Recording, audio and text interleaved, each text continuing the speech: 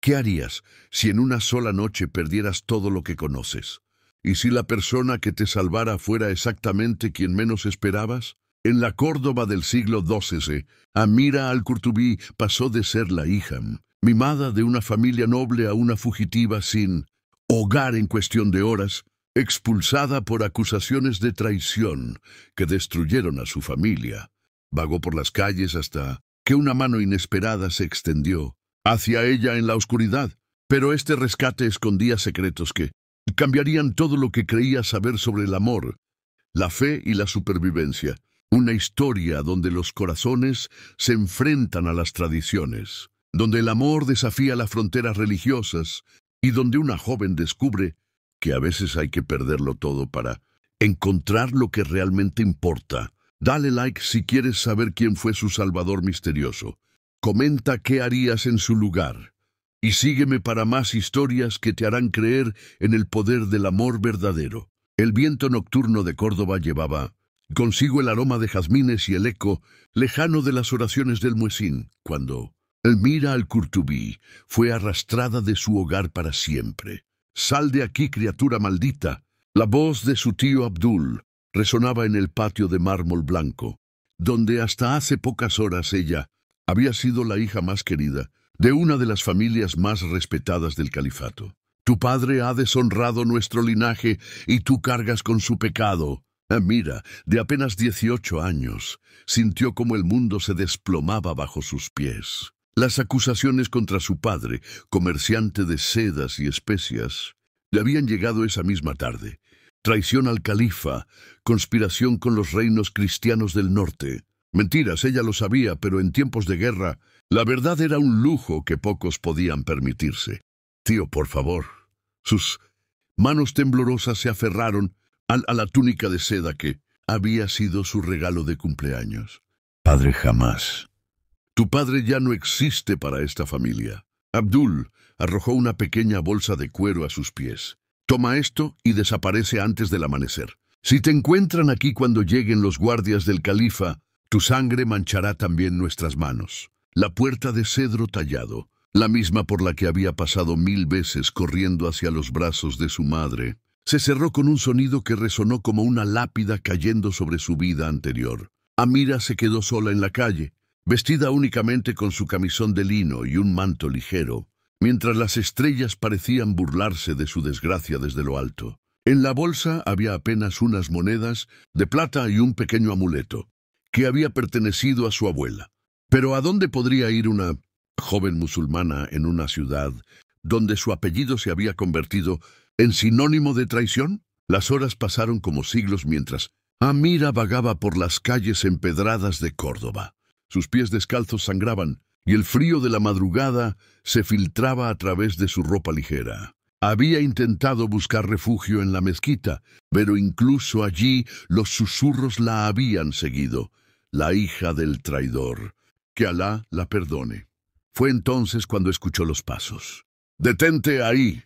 Una voz masculina, autoritaria pero no cruel, resonó detrás de ella. Amira se giró, esperando encontrarse con los guardias del califa, pero en su lugar vio a un hombre joven, quizás de 25 años, vestido con las ropas simples de un artesano. Su cabello oscuro enmarcaba un rostro donde la determinación se mezclaba con una extraña gentileza.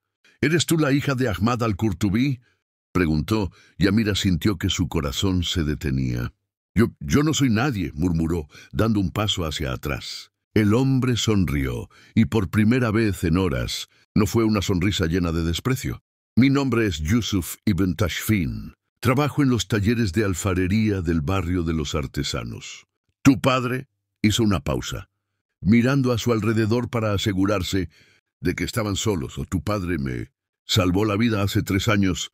Amira frunció el ceño, confundida.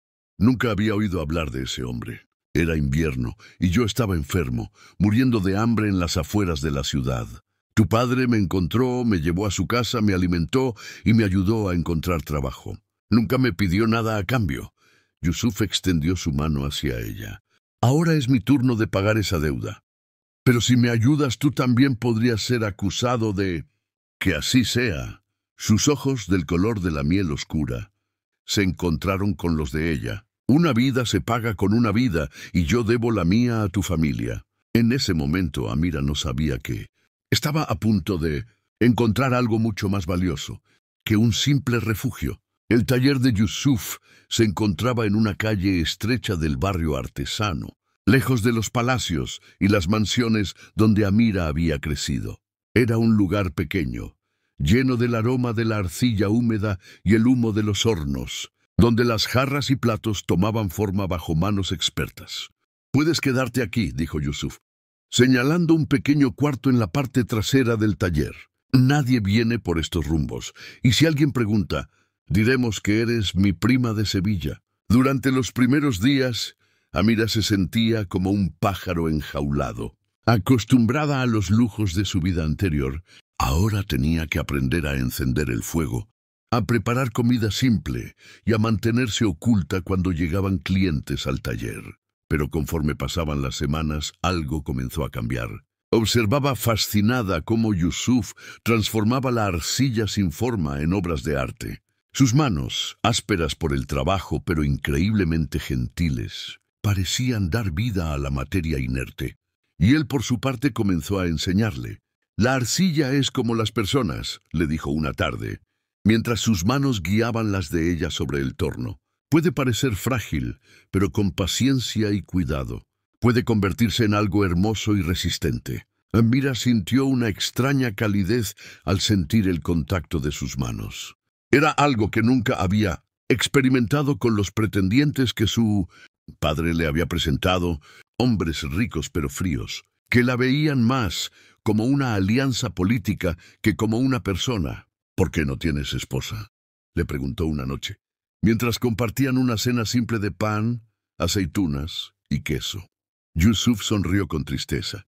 ¿Qué mujer de buena familia querría casarse con un simple alfarero sin tierras ni fortuna? Además, sus ojos se encontraron con los de ella. Nunca había encontrado a alguien que valiera la pena. El corazón de Amira dio un vuelco, pero antes de que pudiera responder, el sonido de cascos de caballos llenó la calle. «¡Guardias!», murmuró Yusuf, y rápidamente la guió hacia un escondite secreto detrás del horno principal. «No hagas ruido, cueste lo que cueste». Los guardias registraron el taller durante lo que parecieron horas eternas. Amira, oculta en el estrecho espacio detrás del horno, apenas podía respirar del miedo. Escuchó las voces de los soldados interrogando a Yusuf, sus preguntas bruscas sobre refugiados y traidores. «Aquí solo trabajo con barro, hermanos», respondía Yusuf con calma admirable. ¿Qué podría saber un simple artesano sobre asuntos del califato? Cuando finalmente se fueron, Amira salió de su escondite temblando. «Casi nos descubren. Yusuf, no puedo seguir poniendo tu vida en peligro». «Mi vida está en peligro desde el día en que nací pobre», respondió él. Pero luego su expresión se suavizó. «Amira, hay algo que debes saber sobre tu padre». Se sentaron en el suelo del taller, iluminados apenas por la luz de una vela. Yusuf tomó sus manos entre las suyas. «Tu padre no era un traidor, era todo lo contrario». Amira sintió que el mundo se tambaleaba nuevamente. «¿Qué quieres decir?». Ahmad trabajaba en secreto para proteger a las familias cristianas y judías de Córdoba cuando comenzaron las persecuciones. Ayudaba a escapar a quienes estaban en peligro, les proporcionaba dinero y refugio. La voz de Yusuf se volvió más intensa. «Yo era uno de ellos. No soy musulmán, Amira, soy cristiano». El silencio llenó el taller como agua espesa, y Amira sintió como si le hubieran arrebatado el suelo bajo los pies por segunda vez en su vida. «¿Cristiano?», susurró. «Mi verdadero nombre es José de Ávila. Mi familia huyó del norte cuando era niño, buscando refugio aquí en Al-Ándalus. Pero cuando las tensiones crecieron, tuvimos que escondernos de nuevo». Sus ojos brillaron con lágrimas contenidas. «Tu padre me dio una nueva identidad. Me enseñó las costumbres musulmanas para que pudiera sobrevivir. Pero alguien lo descubrió». Amira retiró sus manos bruscamente. Su mente luchaba por procesar esta revelación. Toda su vida había sido criada en la fe de sus ancestros, Le habían enseñado que cristianos y musulmanes eran enemigos naturales. Y ahora descubría que el hombre que había salvado su vida, el hombre por quien comenzaba a sentir algo profundo en su corazón, pertenecía al otro bando. «Entiendo si ya no puedes verme de la misma manera», dijo Yusuf José, levantándose lentamente. «Pero antes de que decidas marcharte, hay algo más que debes saber». ¿Qué más podría haber? ¿Qué otros secretos podrían sacudir los cimientos de todo lo que creía conocer? «Tu padre no solo me ayudó a mí», continuó José, su voz cargada de una emoción que no podía ocultar. «Él salvó a docenas de familias, tanto cristianas como judías, incluso algunas musulmanas que habían caído en desgracia. Tenía una red secreta de refugio que se extendía hasta Toledo y Sevilla». Amira se puso de pie, caminando hacia la pequeña ventana que daba a la calle desierta. Su mente era un torbellino de emociones contradictorias. «¿Por qué me cuentas esto ahora?», preguntó sin darse la vuelta. «Porque te amo». Las palabras cayeron en el silencio como piedras en un lago tranquilo, creando ondas que se expandían infinitamente. Amira sintió que su corazón se detenía y luego comenzaba a latir con tanta fuerza que pensó que él podría escucharlo. «¿Y por qué?», continuó José. «Hay gente que quiere continuar el trabajo de tu padre, gente que cree que cristianos, musulmanes y judíos pueden vivir en paz, como lo hicieron durante tantos años en Al-Ándalus». Amira se giró lentamente. «¿Me estás pidiendo que me una a vosotros? Te estoy pidiendo que sigas el ejemplo de tu padre, que seas quien realmente eres, no quien otros esperan que seas». José se acercó a ella, pero mantuvo la distancia. «También te estoy pidiendo que me perdones por mentirte sobre mi identidad». Los ojos de Amira se llenaron de lágrimas. «No me mentiste sobre lo que importa. Me mostraste bondad cuando el mundo me había dado la espalda. Me enseñaste que la belleza puede nacer incluso de la arcilla más humilde. Me hiciste sentir...» Su voz se quebró. «Me hiciste sentir viva». José dio un paso hacia ella. «¿Y ahora? ¿Cómo te sientes ahora que sabes quién soy realmente?». Amira cerró los ojos, sintiendo el peso de una decisión que cambiaría su vida para siempre. Podía marcharse, intentar reconstruir su vida en otra ciudad, aferrarse a todo lo que le habían enseñado sobre diferencias religiosas y barreras sociales. O podía elegir el amor por encima del miedo, la esperanza por encima de la tradición. «Siento», dijo finalmente, abriendo los ojos y encontrándose con la mirada intensa de José, «que mi padre me crió mejor de lo que pensaba». En las semanas que siguieron, Amira se sumergió en un mundo que nunca había imaginado que existía. José la llevó a reuniones secretas en casas escondidas, donde cristianos, musulmanes y judíos se sentaban, juntos a planificar rescates y rutas de escape para familias perseguidas. «La tolerancia no es debilidad», le explicó Miriam, una anciana judía que había perdido a 2 hijos en las persecuciones, pero que aún conservaba una sonrisa gentil. «Es la mayor fortaleza que puede tener una sociedad». Amira aprendió a usar sus conocimientos del árabe clásico y su educación noble para falsificar documentos. Descubrió que su aspecto refinado le permitía moverse por círculos sociales donde otros no podían entrar.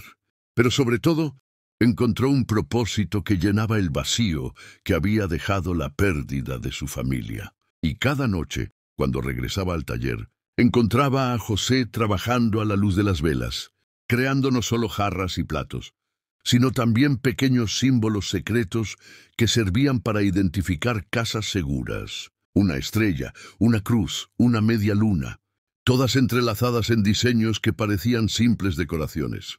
«¿Crees que algún día no tendremos que escondernos?», le preguntó una noche, mientras ambos trabajaban lado a lado en el torno. José detuvo sus manos y la miró. «Creo que mientras haya personas como tú, como tu padre, siempre habrá esperanza». Se inclinó hacia ella, y por primera vez desde que se conocían, sus labios se encontraron en un beso suave, lleno de promesas tácitas y sueños compartidos. Pero su felicidad estaba a punto de ser puesta a prueba de una manera que ninguno de los dos podía imaginar. El peligro llegó disfrazado de oportunidad. Un hombre llamado Omar al-Khadib se presentó en el taller una mañana, diciendo que representaba a una familia rica de Granada que necesitaba ayuda para escapar de la ciudad. Llevaba documentos que parecían auténticos y conocía detalles sobre la red secreta que solo alguien de confianza podría saber. «Es demasiado perfecto», murmuró Amira a José esa noche. «Algo no me gusta de él». «A mí tampoco», admitió José, «pero la familia tiene niños pequeños. Si realmente están en peligro». Decidieron proceder con cautela, pero fue demasiado tarde. Omar al-Kadhib era un espía del califa y había estado siguiendo las actividades de la red durante meses. La redada ocurrió al amanecer del viernes. Amira despertó con el sonido de puertas siendo derribadas y gritos que venían de la calle. José la sacudió suavemente. «Tienes que huir ahora. No voy a dejarte». «Escúchame». Sus ojos brillaban con una intensidad desesperada. «Si nos capturan a ambos, todo habrá sido en vano. Pero si tú escapas, puedes continuar el trabajo. Puedes honrar la memoria de tu padre». Las lágrimas corrían por las mejillas de Amira. «José, yo te amo», la interrumpió besándola una última vez con una pasión desesperada. «Y por eso tienes que vivir». La empujó hacia la salida secreta que habían preparado para emergencias, un túnel que conectaba con las alcantarillas de la ciudad. Mientras ella se alejaba, escuchó las puertas del taller siendo derribadas y la voz de José gritando para distraer a los guardias de su escape. Toledo recibió a Amira como una madre dolorosa abraza a su hija herida. La ciudad, con sus iglesias, mezquitas y sinagogas conviviendo en las mismas calles estrechas, parecía un refugio natural para alguien cuyo corazón había aprendido a amar más allá de las fronteras religiosas. Pero las noticias que llegaban de Córdoba eran desgarradoras. José había sido arrestado junto con otros miembros de la red.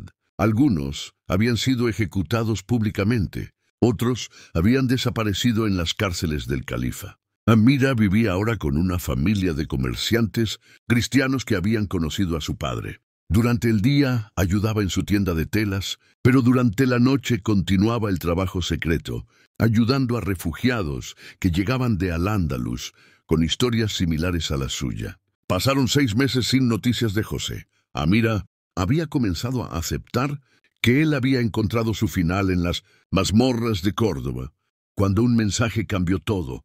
Era de Miriam, la anciana judía que había escapado de la redada. Las palabras, escritas en arameo para evitar sospechas, eran breves pero llenas de esperanza.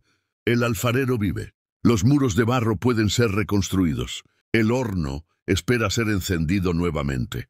José estaba vivo. La información llegó fragmentada, como piezas de un jarrón roto que Amira tenía que reconstruir cuidadosamente. José había sido torturado, pero no había revelado nombres. Después de meses de prisión, había logrado escapar durante un traslado, ayudado por guardias que secretamente simpatizaban con la causa de la tolerancia. Ahora se escondía en una aldea cerca de Córdoba, gravemente herido pero vivo. Amira no dudó ni un segundo. A pesar de las súplicas de sus protectores en Toledo, decidió regresar. No podía vivir sabiendo que José estaba sufriendo mientras ella permanecía a salvo. El viaje de regreso fue peligroso y lleno de encuentros cercanos con patrullas del califa. Pero Amira había aprendido a moverse en las sombras, a usar su ingenio y su determinación como armas más poderosas que cualquier espada. Cuando finalmente llegó a la aldea, encontró a José en una pequeña cabaña, cuidado por una familia de pastores. Estaba más delgado, marcado por las cicatrices de la tortura, pero sus ojos seguían brillando, con la misma gentileza que ella había aprendido a amar. «¿Por qué regresaste?», le preguntó con voz ronca por la emoción. Era demasiado peligroso. Amira se arrodilló junto a su lecho y tomó sus manos temblorosas entre las suyas. «Porque una vida se paga con una vida, ¿recuerdas? Tú me salvaste cuando lo perdí todo.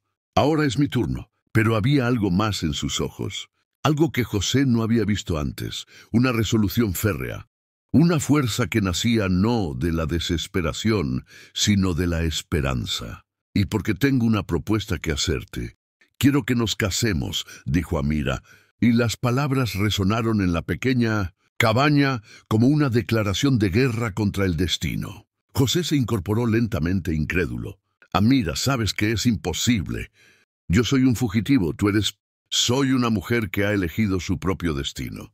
Su voz era firme, sin rastro de duda. Durante estos meses he aprendido algo que mi educación noble nunca me enseñó. Que el hogar no es un lugar, es una persona. Tú eres mi hogar, José. Pero las diferencias religiosas, las complicaciones legales... Amira sonrió, y por primera vez en meses fue una sonrisa llena de alegría genuina. He estado trabajando en eso. En Toledo conocí a un imán muy sabio llamado Abd al-Rahman al-Sakati. Él cree, como mi padre, que el amor verdadero trasciende las fronteras de la fe. Está dispuesto a oficiar una ceremonia que honre tanto tus creencias como las mías. José la miró con asombro. ¿Harías eso?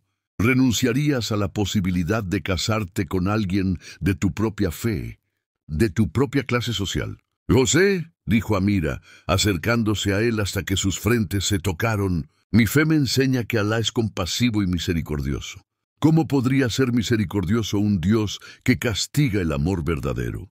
Y en cuanto a la clase social, se rió suavemente, creo que ser expulsada de casa sin nada me ha librado de esas preocupaciones. Esa noche, bajo un cielo lleno de estrellas que parecían bendecir su decisión, José de Ávila y Amira al-Qurtubí se prometieron mutuamente que construirían juntos una vida que honraría la memoria de quienes habían muerto por la tolerancia y serviría de esperanza para quienes aún luchaban por ella. 5 años después, en una pequeña ciudad cerca de la frontera entre los reinos cristianos y musulmanes, existía un taller de alfarería que era conocido en toda la región por la belleza singular de sus creaciones. José y Amira habían construido más que un matrimonio. Habían creado un refugio.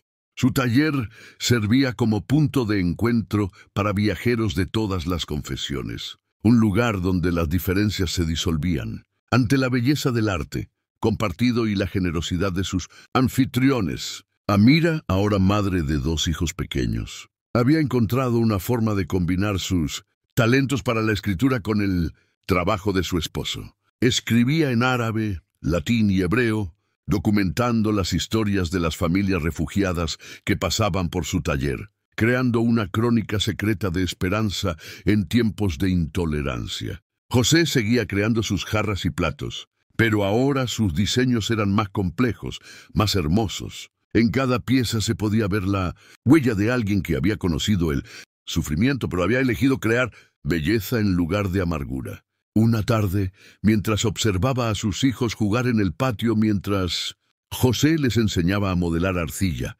Amira recordó las palabras que él le había dicho tantos años atrás.